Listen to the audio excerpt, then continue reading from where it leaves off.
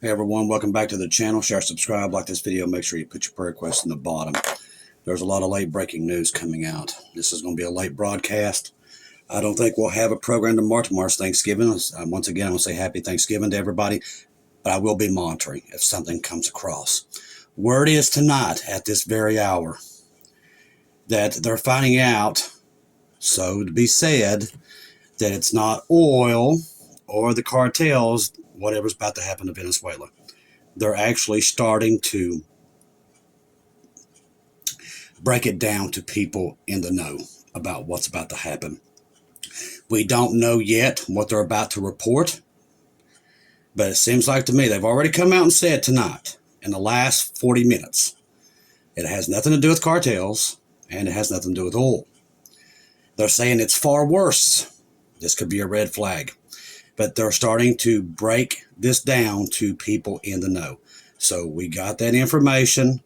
We've got to wait and see what it is that they're talking about. But they're saying it's far worse than what we could ever believe. Now, I believed in the beginning that it could have been nuclear weapons that was sent to the island. Could that be what they're going to say? It's very well possible. So this is another thing. This is all coming out in the last 40 minutes. It gets even crazier. So, federal buildings locked down after the 3 National Guard troops shot. So I thought there was 2. There was 3. Now, from what I know right now, it was an Afghan national is what they're saying. Born in 1996. So he's he's not that old. Armed with a revolver, ambushed a female guardsman. I think that's the one was from West Virginia, shooting her in the head. And a male guardsman, also from West Virginia, shot multiple times. They never saw it coming. Both guardsmen was armed. They was not unarmed. They was armed. From a law enforcement source, the Afghan national born in 1996, armed with a revolver, ambushed both of these guardsmen. A major in the National Guard who was unarmed and doing his spot check. So there was one that was unarmed. That was the guardsman who was in the block. Heard the shots and turned to see the shooter who spotted him. He took cover behind a truck. The suspect came for the major, who pulled out his pocket knife and bravely took on the suspect, who was reloading his revolver. The major began stabbing the suspect. So this guy's a hero. Another guardsman in the area who was armed then drew his pistol and shot the suspect twice, once in the leg and once in the butt. Good shot. The major stated that this is when the suspect began shooting. He heard him say, Allah Akbar. Listen, you need to pray for these guys and this young lady's families. But this sounds suspect to me, okay? We know a flag event's coming. God's already warned us. This just seems to be perfectly placed, okay? Again. Now, they're saying he's from Afghanistan. He's saying Aloha Akbar. I don't know. Tell me what you all think. I don't know. There's just something about it. It's just something about it. There's more. We are trying to confirm if the suspect, an Afghan national, was an interpreter brought over by Biden. How convenient that would be. You see this? I'm telling you. Because he has a Department of Defense record. And again, we are trying to confirm this. The suspect home address was Washington State. Initial word is that this man was allowed into the U.S. as part of the botched Biden withdrawal from Afghanistan. There was a lot even under Trump that was brought in here from Afghanistan. This has been going on even before Biden, so that's an all lie. Yeah, Biden let the floodgates open, but Trump and them, all of them, even all the way back to the Bush era, there's been a lot of Afghans that was rescued out of there, brought here. That's been going on a long time. It wasn't just one president. Update, 8:43 p.m. The suspect waited for the gunman to turn a corner before opening fire. He only had 4 rounds. See what I mean? Too much here. He only had 4 rounds, but he managed to hit the female guard in the chest. Like I said, keep them in your prayers. We're not saying anything about these guys. These guys are heroes. These guys, these men and women in uniform, they're heroes. But there's something suspect here. I don't know what it is yet, but I've just got a bad feeling about it. He then approached her, took her weapon, and shot her point blank in the head. Using her firearm, he continued shooting at other guardsmen, hitting one in the neck until the third guard engaged. And thank God he did. All right, so the suspect, D.C. shooter, served alongside U.S. Special Forces in Afghanistan for 10 years. See where I'm going? There's just something here. A close relative of the suspect shooter claims he served in the Afghan army for a decade alongside the U.S. Special Forces before coming to America. Like I said, there's just something here that ain't adding up. The relative told reporters that he was stationed at a base in Kandahar, arrived in the U.S. in September 2021 after the Taliban took over. He eventually settled in Washington State. It's pretty good far away from home. We were the ones who were targeted by the Taliban in Afghanistan. I cannot believe if he might do this. The relative who also served supporting U.S. troops, like I said, it don't make any sense. I think that they're adding stuff to this to print something. The reason I said that, remember that dream I had about 2 years ago? And it's funny because we was just talking about 9/11, me and Shelly. That dream I had, I remember what the voice told me. Said, this next 9/11 event's coming. It won't be Afghanistan and it won't be Iraq. And it's funny that the name Afghanistan was in that dream about this 9/11 event that was coming. And now this could be a prelude to something, is what I'm saying. There just might be a lot more to this. We need to keep our eyes on it. Now, I was telling you about the Venezuela situation. Now, from what I understand, whatever it is, what they're framing it to be is not the cartels, which we already knew that. Okay, we're not dumb. We know they don't move an aircraft carrier into the Caribbean for that. I said that in the beginning. There had to be something way worse down there, or they was going for mineral rights, okay? Which I still believe that's part of it.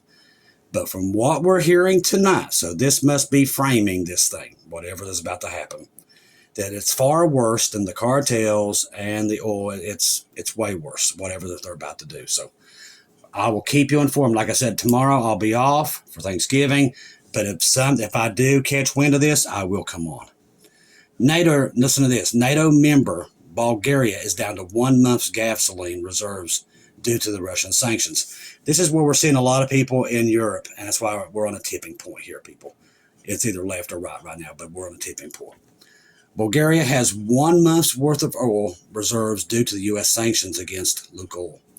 Reuters reports, according to the state reserve agencies, diesel will last for about 50 more days. Gasoline, 35 days. My goodness. This is what starts wars right here.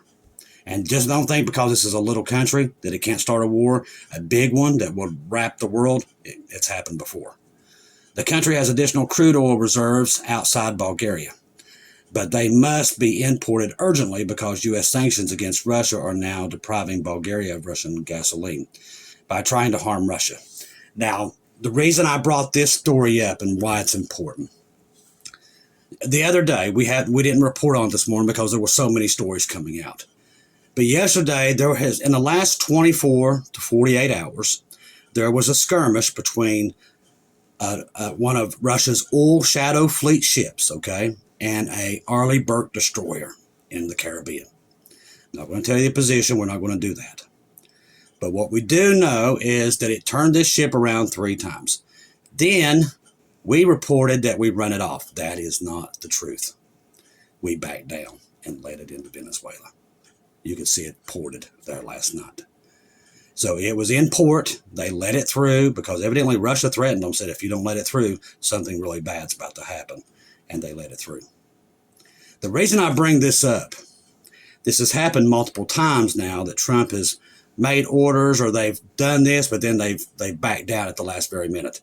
These people see that. They're testing them. Eventually, I'm telling you, this has happened multiple times now with Israel, Russia, Ukraine. They've spoke good words and put out a good word, and then they back down at the last minute because they were scared. The enemy see that. So be ready for them to act because they're testing them and we're failing. Okay? Bottom line, we're failing it. So this has happened multiple times. Now they've let this oil tanker come through, and now it's in Venezuela giving them oil, which they was fighting. They turned this thing around, but evidently Russia said something scared them to death. They let it through. So there's something they've worked out with Russia. I don't know, but this don't look good. across the table. There's too many things happening. As I said, people think there's nothing going on out there, but all this horribly bad stuff is happening underground where you can't see it. Luckily, we have Jesus, and he's seeping some of this stuff up through the basement so we can get a hold of it, so we know what we're looking at. But that's not all. Israel, in the last 48 hours, we come to find out now, are wargaming attack on Iran again. They've been working at it for 48 hours. They're right now, as we speak, they're sending fighter jets to Iran's borders as we speak. Israel fighter jets have entered Iraq airspace, got close to Iran's border, and simulated launch maneuvers. They did this before they went in on the 12-day war. So simultaneously, the war that keeps going, 2 KC-135 aerial refueling planes of the U.S. Air Force passed through Iraq closely along the Iran border, exactly where those jets went. Them were ours. We was escorting their fighter jets, their F-35s. Iran, Russia, China saw all this. It's all documented. So they know something's coming. We haven't got no wind of it. Now, we knew it was coming eventually, but only till now are we finding out that this, in the last 48 hours, with our KC-135s, our air refuelers, our spy planes, backed Israel into Iraq on the border of Iran practicing runs. This is exactly what happened, probably maybe a week before the 12-day war. So you've got this firing at the same time. So there's something there. So I want to keep an eye on that tomorrow, see if anything goes off.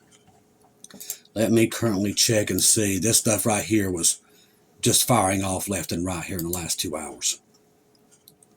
So let me see if anything else is catching my eyes. See.